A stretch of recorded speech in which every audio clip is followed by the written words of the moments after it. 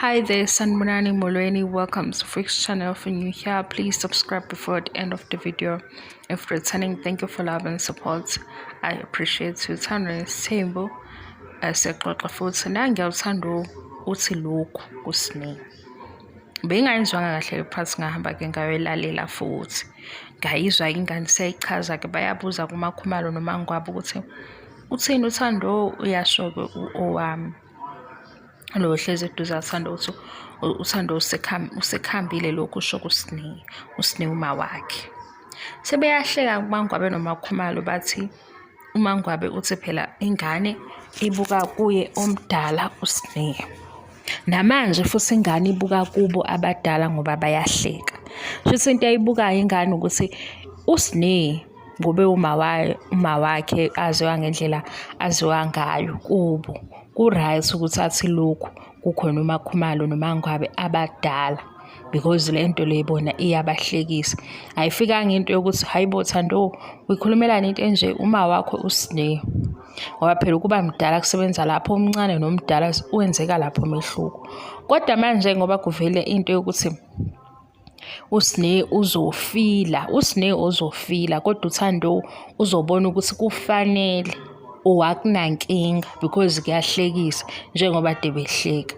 Usine uzofila ukuthi kunjani ukudelelwa ingane njengoba kushiwo la ku social media ukuthi mhlambe benzela ukuthi usine naye afile. Usine uzofila kodwa ingane ayizukulibona iphutha mawuzohleka entweni wrong. Kufana ukuthi ingane mayithuka inhlamba mase usuku uyahleka. Ngesinye isikhathi mase uyajika ukuthi ingane ingane mayenza into wrong isho ukuthi wrong. Ileyo nto ke sibabazayo.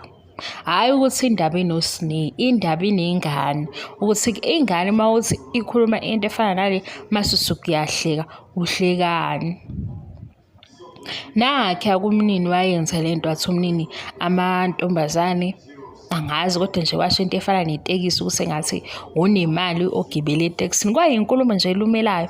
Kwahleka sasibuza ukuthi kuhlekwani ngoba phela ngesikhathi jwayele ukukhuluma into wrong ibahlekisa ila azoqhubeka khona kube ngathi wenza ihlaya kungabe kungalona ihlaya kuyinto efana nale. Nothando naye wazi ukuthi kuyahlekisa ngoba ulokhu maye ukhuluma phakathi kwamakhumalo nomangwabe uyahlekisa kodwa siyacabanga ukuthi kube mhlawumbe bekukhona umacele bengeke uthando wayisho lento noma bekukhona umayini ubengeke ayisho. Siyacabanga asisho ukuthi injalo. Kodwa lothi umuntu ongakuthanda ingane ongayikhuzi umuntu ongakuthanda ingane ongayikhuzi ingane engabheda phambi kwakho ubala ukuthi umuntu ongakuthanda kuseni kungenaphi ngoba wakhe ingane phambi kwakho.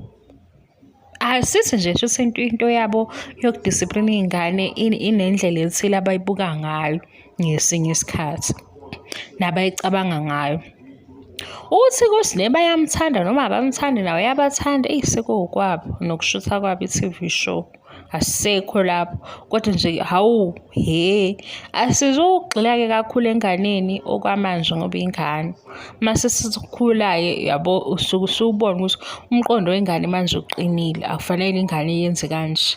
Kodwa ukwazi ukuthi ungaba mdala usupport ingane ukuthi ithi lokhu ngoba uma waye engahloniphi. Umama ngisho kuthi uphuza ebhuquza utshwaleni kodwa umama egcinile. Leyo ndawo leyo fanele ayithole ngoba leyo ndawo ayishintshwa uyizenzo zakhe ezimbi. Yes kuzoba khona ingane into eyibuka noma i-experience ngoma wayi masigcina iba nalokho kodwa wena oseceleni omeni igama lokuthi uyakhulisa unayo into yokuthi inhlonipho into kanjani angeke uhleke into engahlekisi ngoba uthi yenziwe ingane yabani. Mawunjalo nawe hayi zicheck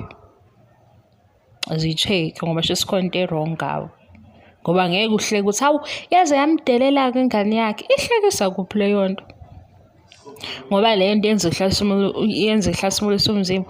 Nakho nje siyayibuka manje iyenzeka khona la kuthana nesembe ingane edelelayo. Ukudelela kwakhe kuyasithusa ukuthi hawu ubuye ukhumbule ukuthi abazali bakho akujiki umama naye noma phela engazela izinto abamazela zona kodwa umama wengane.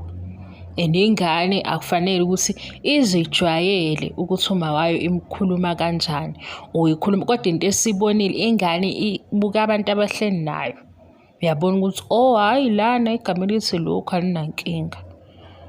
Kunjalo nje. Bye.